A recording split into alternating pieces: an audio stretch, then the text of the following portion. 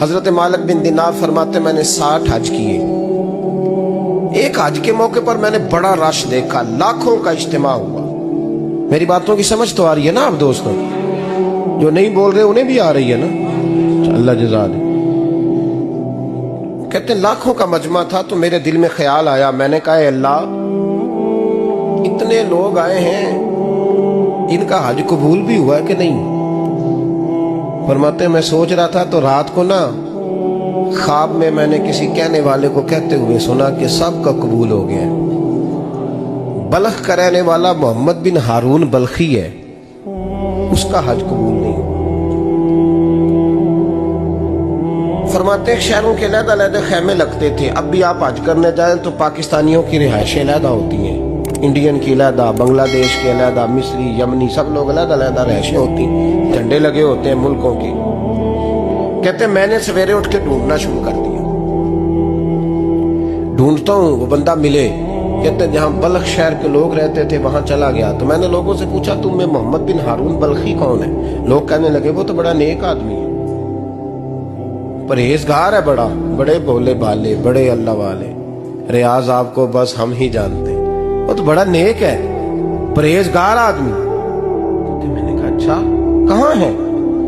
انہوں نے کہا پہاڑ کے پیچھے اس نے خیمہ لگایا ہوا ہے, ساری رات عبادت کرتا ہے, سارا دن روزہ رکھتا ہے, قائم اللیل ہے, صائم الدہر ہے. کیا بات؟ فرماتے ہیں میں ان لوگوں کی بات سن کے حیران ہو گیا کہ مجھے کیا بتایا گیا, یہ کیا کہہ رہے ہیں. فرماتے ہیں میں پہاڑ کے پیچھے گیا. حضرت مالک بن دینار علیہ رحمہ فرماتے ہیں جب میں وہاں پہنچا تو میں نے اس شخص کو مصلی پہ بیٹھے دیکھا.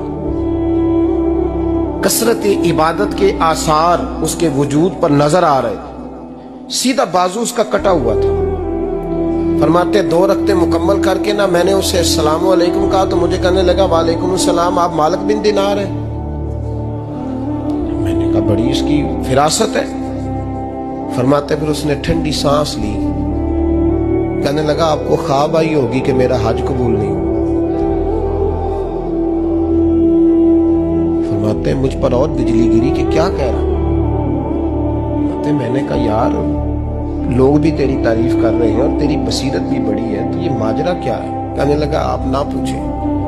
یہ کہہ کے اس نے رونا شروع کیا, دیر تک روتا رہا. میں نے کہا نہیں یار تو بتا. کہنے لگا نہیں آپ نہ پوچھیں, آپ ناراض ہوں گے. میں نے کہا میں نہیں ہوتا, تو بولنا.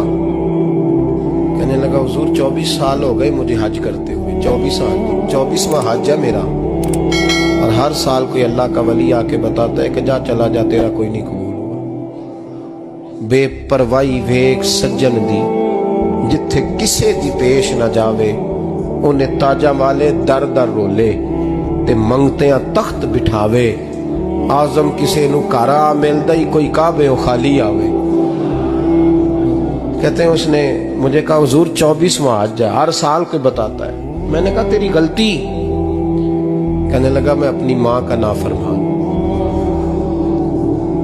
میں نے کہا واقعہ کیا ہوا؟ کہنے لگا حضرت اللہ نے مجھے دولت دی, مال دیا, زمینیں دی تو میں عیاش ہو گیا. امام مالک بن دینار رحمت اللہ علیہ فرماتے ہیں مجھ سے کہنے لگا پیسے آئے تو میں عیاش ہو گیا. رمضان کا مہینہ تھا, عصر کے بعد میری اماں افطاری کی تیاری کر رہی تھی, میں گیا. میں نے کہا شراب پی ہوئی, اماں روٹی دے. تو اماں کہنے لگی شرم کر, شرم کر, روزہ رکھا نہیں تو جنہوں نے رکھا ہے ان کا تو خیال کر. کہتے اماں کی بات کا مجھے غصہ لگا. میں کہا کرتا ہوں بد نصیب ہے وہ بیٹا جس کا باپ اس سے بات کرتے ہوئے ڈرتا ہے کہ پتہ نہیں کہاں سے بولے گا. بد نصیب نہیں وہ بیٹا جس کی ماں اس سے بات کرتے ہوئے سہم جاتی ہے کہ پتہ نہیں کون سی بولی بولے گا. بد نصیب نہیں کہ ماں باپ بھی جس سے کھول کے بات نہ کر سکے. حضرت مالک بن دینار سے کہنے لگا اماں نے جب کہا نا شرم کر تو مجھے غصہ آیا, میں نے ماں کو تھپڑ مارا اور میری ماں جلتے ہوئے تندور میں گری. لوگوں نے مجھے پکڑ کے اندر بند کر دیا کمرے میں. ساری رات میں شور سنتا رہا پر نشے میں دھوت رہا. سویرے آنکھ کھلی تو میری بیوی بیگ باندھ رہی تھی. میں نے کہا کہاں جا رہی ہو؟ کہنے لگی جو ماں کا نہیں بنا میرا کیسے بنے گا. میں نے کہا میری اماں کا وہ تو لوگوں نے رات کو ہی دفن کر دی جنازہ پڑھ کے. تڑپ کے کہنے لگا مجھے کیوں نہیں بتایا؟ تو کہتے ہیں لوگ کہنے لگے تیری مرتی ہوئی ماں کہہ گئی تھی اسے میرا منہ نہ دیکھنے دینا. मेरे जनाजे के करीब ना आए। हजरत मालिक बिन दिनार फरमाते हैं जब उसने ये बात सुनाई तो मैंने भी उसके मुंह पे थप्पड़ मारा। मैंने कहा तो इसी काबिल है। कहते हैं वो रोने लगा, हुजूर दुआ करे अल्लाह मुझसे राजी हो जाए। कहने लगा जब माँ की इंतकाल की खबर मिली तो मैंने कुल्हाड़ी लेके वो हाथ काट दिया जिससे माँ को मारा था। मैंने सारी जायदादें खिरात कर दी। 24 साल हो गए, 24 साल सारी रात नमाज पढ़ता हूँ, रोजा रखता हूँ, हज करता हूँ, पर हर साल कोई आके कहता है जा दौड़ जा तेरा कोई नहीं कबूल हुआ। हुजूर दुआ करे मालिक राजी हो जाए। फरमाते मैं थप्पड़ मार के आ गया। मैंने कहा तुझसे राजी हो जाए इतने जालिम से। इमाम मालिक फरमाते रात को आके सोया तो मुझे ख्वाब में रसूल पाक का दीदार हुआ। तो नबी पाक अलैहिस्सलाम ने फरमाया मालिक तू उसे मायूस क्यों कर आया है, अल्लाह तो बड़ा मेहरबान है। कहा हुजूर माँ के नाफरमान को माफी कैसे मिलेगी? तो इमाम मालिक फरमाने लगे नबी करीम ने फरमाया जा उसे जाके बता दे तुझे कयामत में तेरी माँ की वजह से बख्श दिया जाएगा। कहा हुजूर अम्मा की वजह से किस तरह?